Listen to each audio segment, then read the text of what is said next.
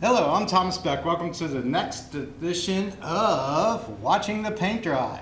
In my last video, I began a series on basic setups that I use out and about around the community when I record things. Last time I gave you just basic 101. Camcorder, tripod, sound off the camera, simple, plug and chug, go. Just, spray an event. That's what they used to call it back in the day. Well, I don't do that very often. A, because I've been doing this long enough, that's boring, and I'm like, I can do better than that. And B, just the needs of what we're doing nowadays sort of demands a little bit more. So, the next step up from the basic tripod and camera would be to add ability to record separately, possibly add some graphics, record and or stream. So that would be the next thing that I would do. So, utilize that. What we have bought, and this is on its second year, is a Dell laptop. I will say, in terms of pricing, this is not your standard mom and pop laptop. I did splurge on it a bit. It's actually a workstation. And it's a, as far as laptops goes, it's a pricey piece of equipment. These cameras, at the time I bought them, were about $2,500. This is more than that, and this is the most expensive individual piece of equipment that I carry with me out in the field.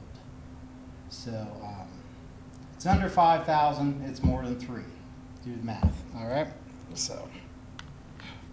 But I expect to get anywhere from 5 to 10 years out of this as well. Computers you don't get as much length of use out of like you would these cameras. These cameras I'm probably going to get 10 years, maybe 20 years out of them. Microphones, it's not unusual to get 20, 30 years out of a microphone. The computers though, you know how it is. You have a computer long enough, they get slow and laggy and you can't get it running right, and then they stop with the operating system, and it sort of forces you to upgrade, yada, yada, yada. But I hope to get at least 5 more years out of this. Very good chance I'm going to get a second one next year, just to have some redundancy moving forward. All right. Now with all this stuff, I'm not taking the time to hook up the electric and show you how to do all that.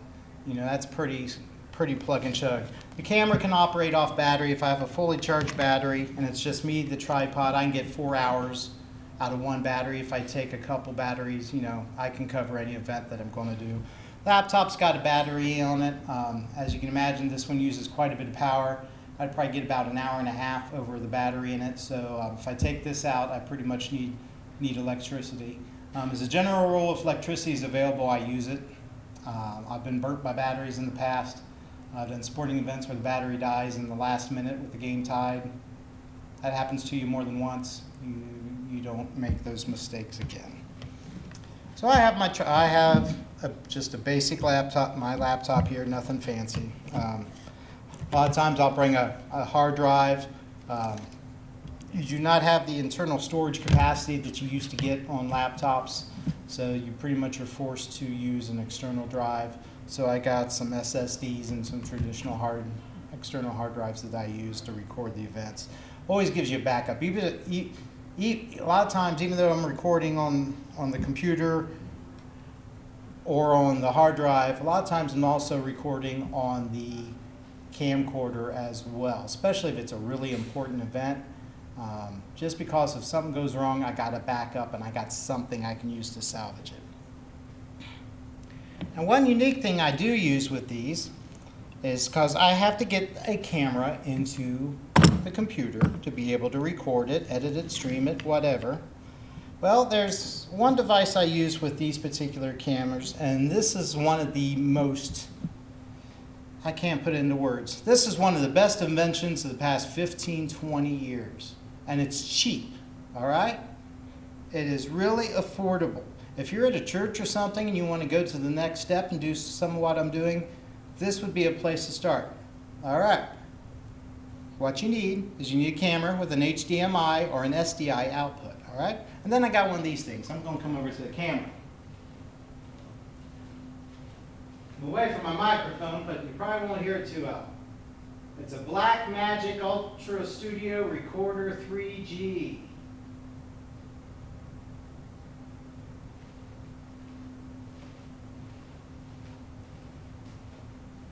Now what's great about this is that you plug your camcorder into this side, and whichever input you want. I prefer the SDI. HDMI are the most unreliable connectors I've used in my 39 years. And it outputs it from this end via a Thunderbolt cable. So yes, you need a Thunderbolt connection on your computer or laptop. That's the one gotcha. But you're starting to see more and more Windows PCs have Thunderbolts in them, which is fantastic. The Thunderbolt connections these days are just like the USB-Cs, but they transmit a whole lot more data, more bandwidth. They are a superior connection. So basically, camera into this little box, which cost about, at the time, about 150 bucks, into your Thunderbolt on the computer.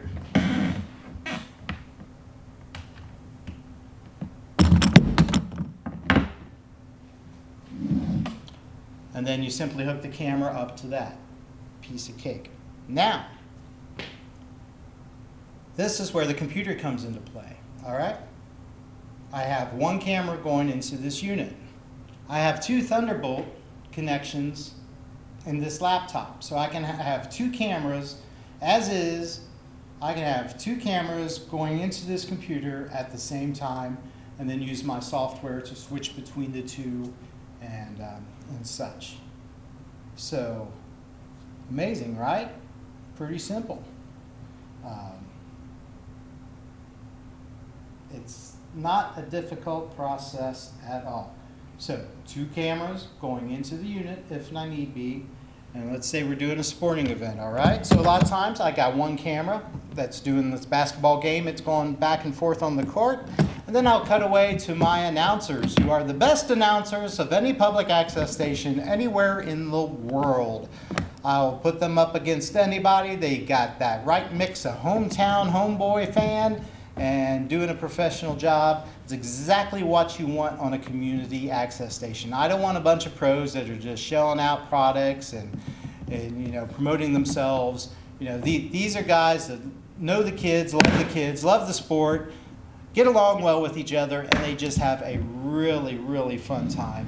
And as long as they want to announce the games, I'm willing to videotape them. It's as simple as that. They've just been a blast to work with. And the kids love them too, which gives you viewers, so that's great. All right, got a camera, got a laptop. The camera is fed into the laptop. Well, what I need, I got announcers. I just talked about you. You know, they could stand by the camera and talk, but you wouldn't be able to hear them really well. And I've seen that happen before. And you know, it works, but it's not ideal. I could give them microphones and plug them into the cables into this camera and do that way, but then I have all these cables going in and out of the camera, and if they stretch too far, it would move the camera. And you know, again, you can do that, but it's not ideal. What announcers really need is not microphones like this, which is what I'm using today. What they really need are a pair of headsets, because a lot of them like to take notes and stats, or you know, turn and around, move each other. They need headsets to be able to get the job done. So, headsets. I got these a couple years ago. I got 3 of them. Need to get one more, to be honest. Should have bought 4, only bought 3. I initially bought 2. You need a pair of headsets. All right. So what we have here, nothing fancy. Again, we're real frugal here at WMPA TV. We got ourselves a set of Audio-Technica headphones. And if you're a techie fan, let's see, the model number on these was BPHS1s.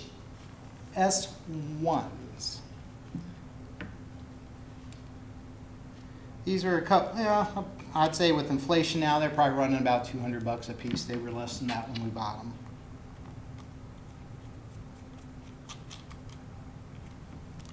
So again, nothing real fancy. Headsets, you know. put them on, you talk, you know. It's pretty simple.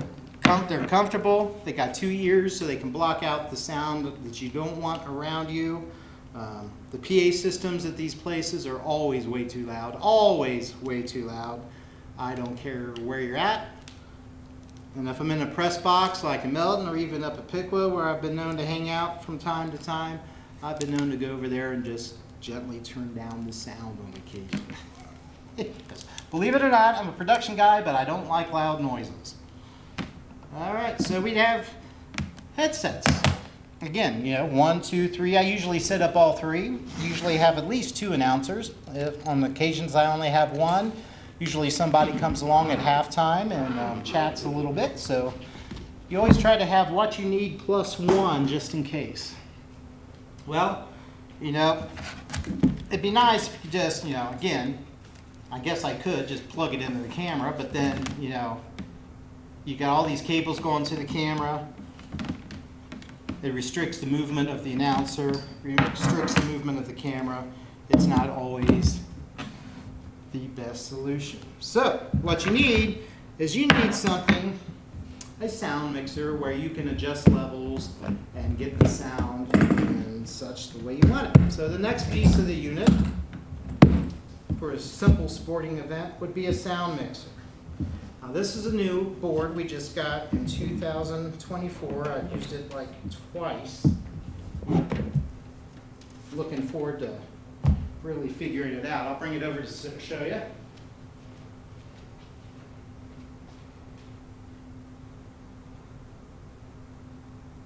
Looks like.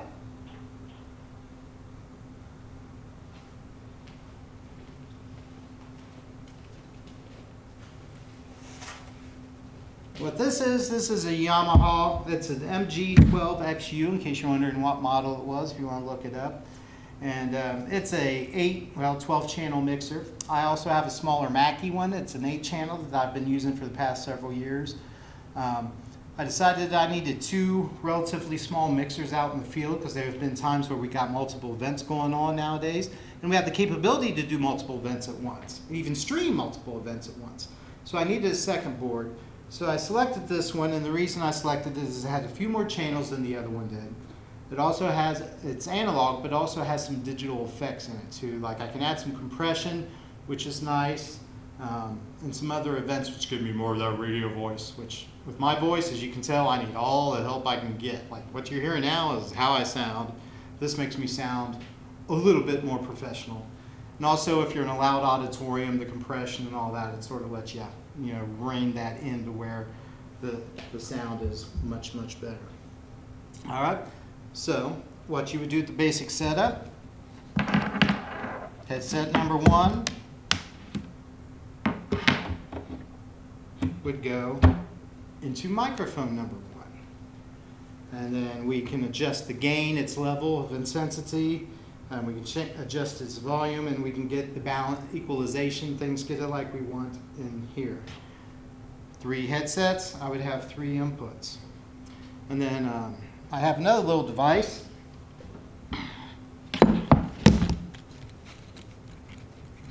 That we use. We should cut it up. Let's see. And that soundboard, it cost about $300, $350. But again, that's something I'll probably get 10 to 20 years out of, unless we get a power surge or it gets rained on, or just something that I can't even imagine, heaven forbid. Which, you know, accidents happen once in a while. So, but fortunately, it's something else I can count on less than one hand over my 39 years. Next thing I got is it's just a simple little Behringer. It's a headphone amplifier, and essentially what that does is it allows me to take an output from the sound mixer. Usually it's just a headphone jack. Feed that out into here, and then you have 2 connections on each headset. This would go in input number 1 since it's headphone number 1, and it gives them an individual volume control for their ears. You know, some people like it blaring, other people don't want it so loud.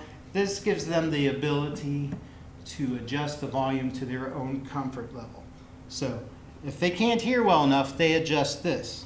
If somebody's talking too softly and needs brought up and mixed, that is done here. So essentially, I usually take care of this, and my announcers can do whatever they want with that. Now, traditionally, this soundboard, I got audio out, typical XLRs. I can go out of there into my camera. I usually have an extra long cable for that, again, because I'm moving the camera. I don't want the cable to get too tight or, bounce back or pull this off or, knock the camera over or anything of that sort. With this particular mixer, I have another option, and that is simply a USB cable. So now I can take the output of this sound, loop it around out of the soundboard,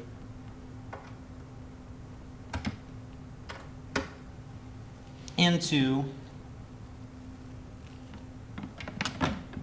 my laptop, and then insert it into whatever streaming software I'm doing.